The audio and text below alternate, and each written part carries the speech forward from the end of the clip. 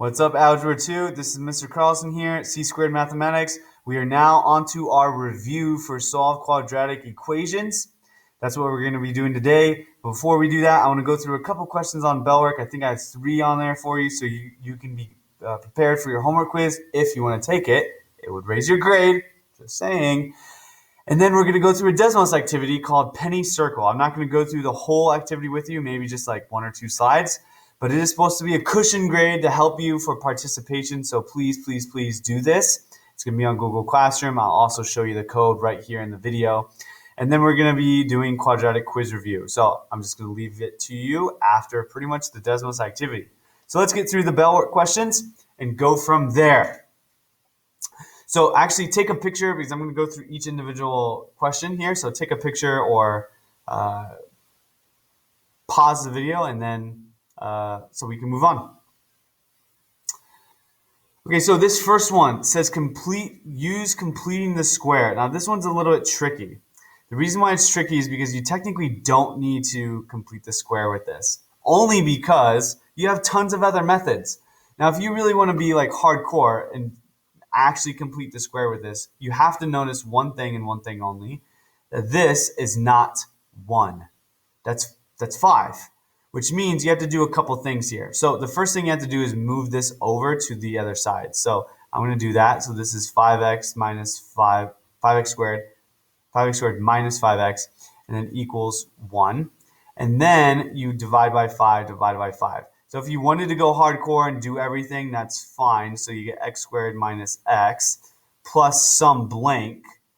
And then this is going to be equals 1/2. And then we'll get plus some blank again. What's that blank here? That blank is just going to be your b value, your new b value. So this is going to be -1 all over 2 squared. And that is going to be just 1 all over 4. So that goes here and that goes here. So 1/4 is your actual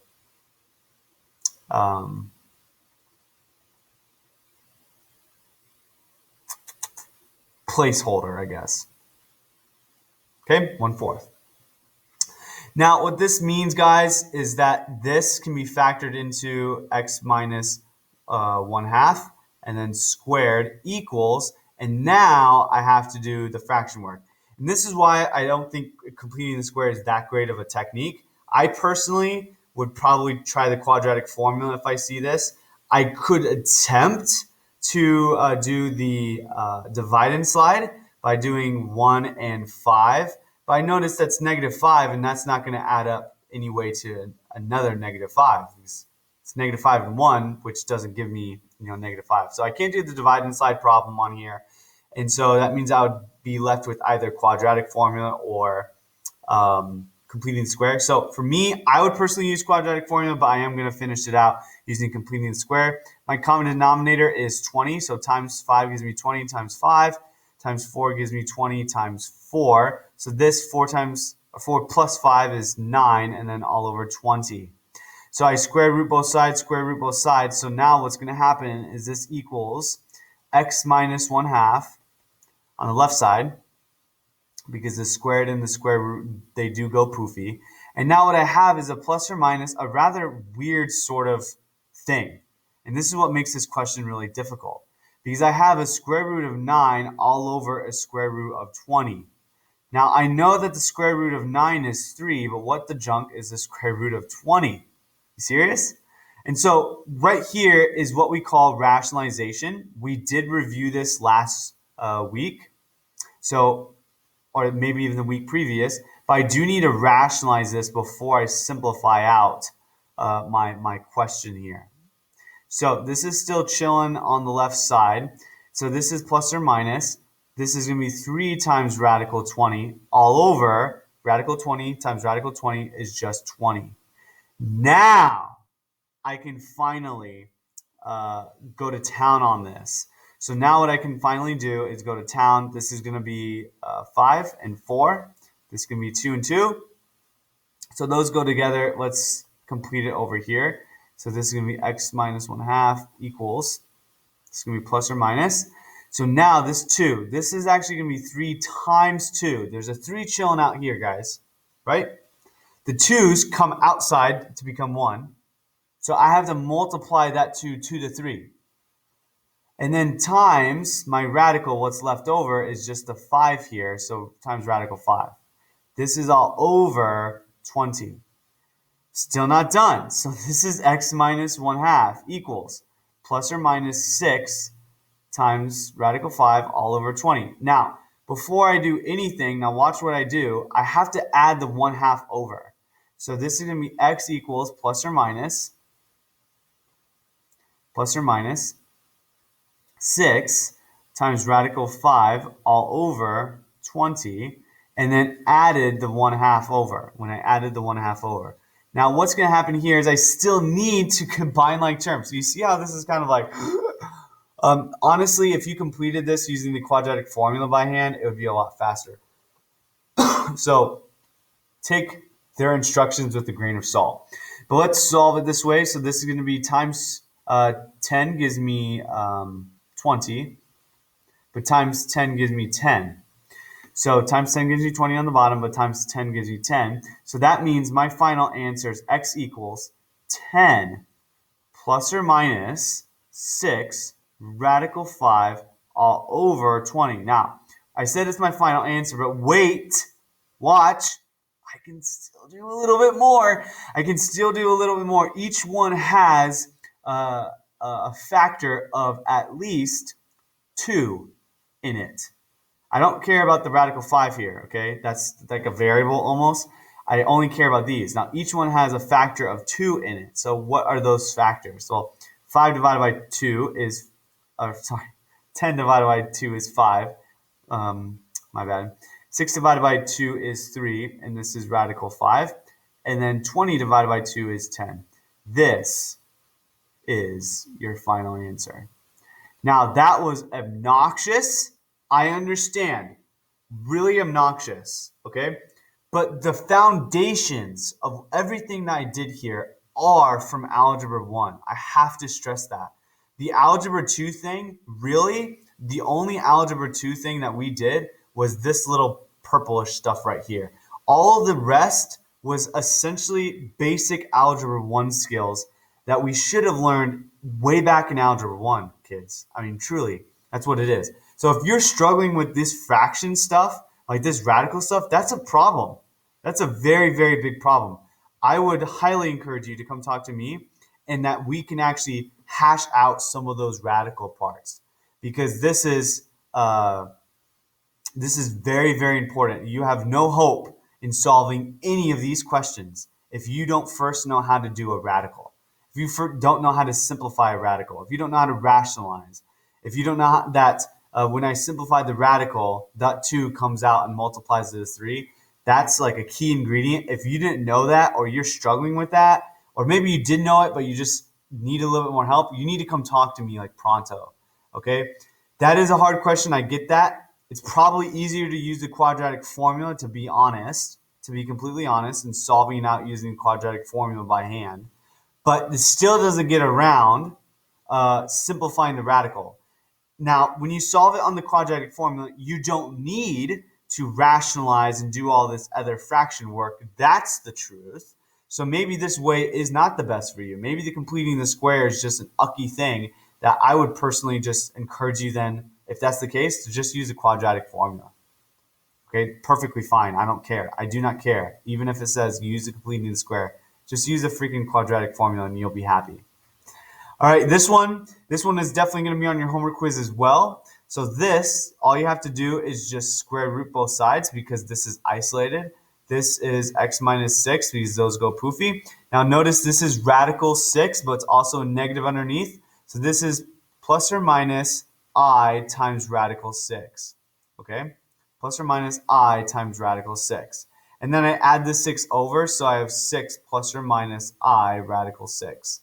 Now they may want, like I said, they may want 2 separate answers. So they may want x equals 6 plus I times radical 6, or they may want x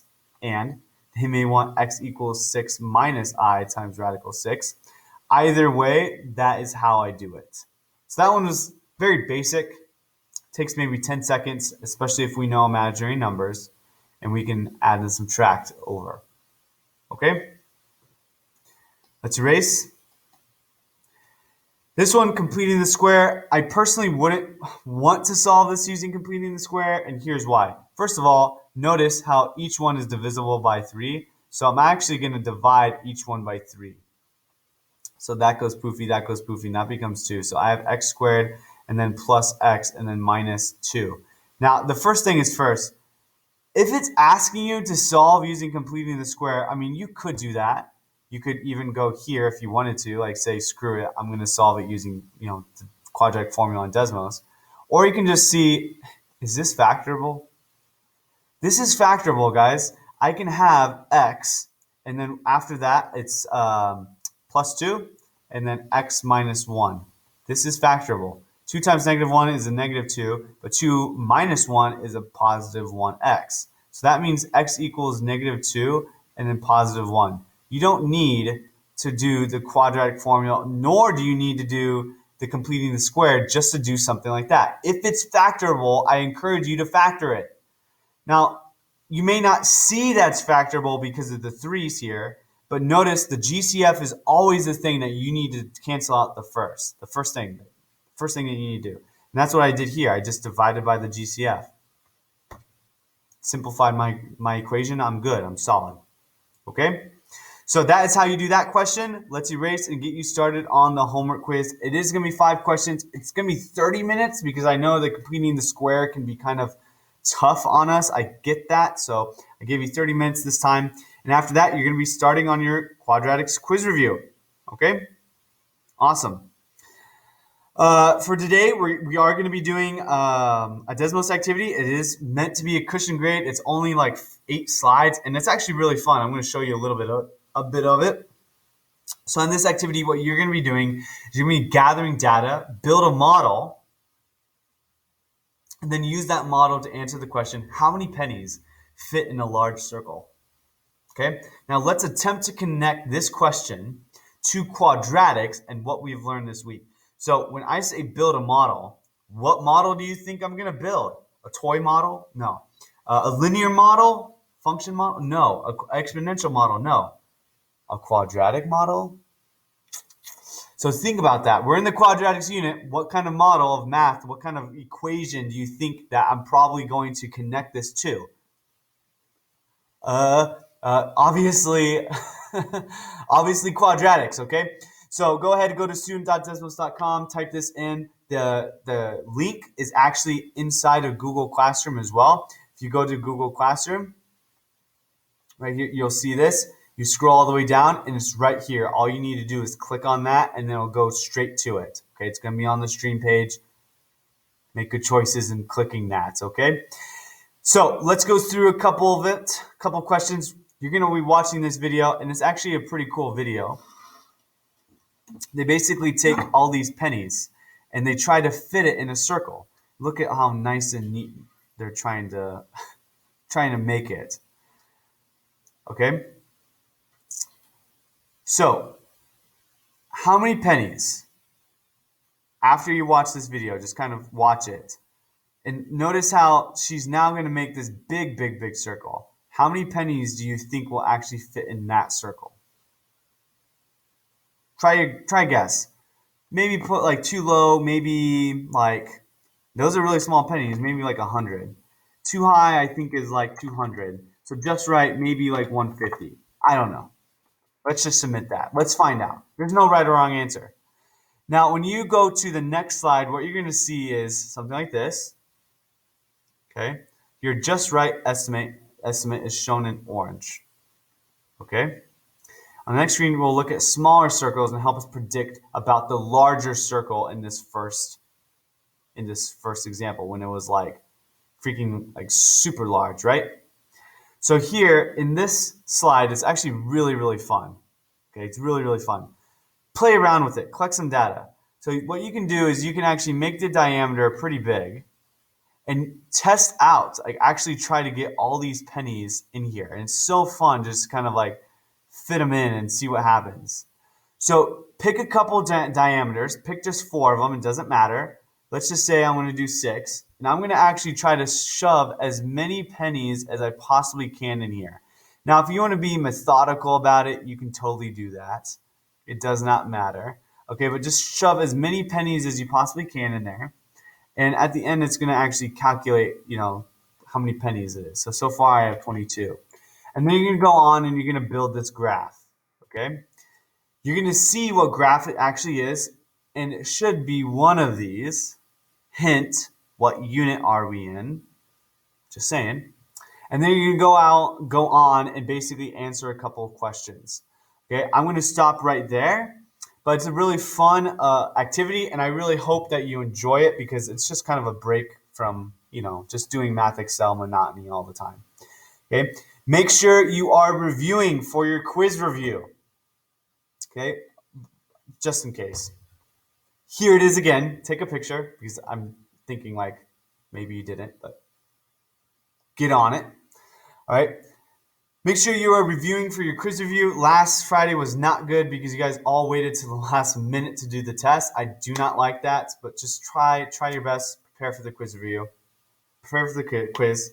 Go through the quiz review. This is everything that's going to be on the quiz review, okay? So get to that on Math Excel. Guys, this is C Squared Mathematics. I'm Mr. Carlson. It's been awesome to teach you today, this week. I'll go through a couple more questions on the bell work for tomorrow during the quiz, but that's about it. So it's going to be a very short video. Until then, see you guys later.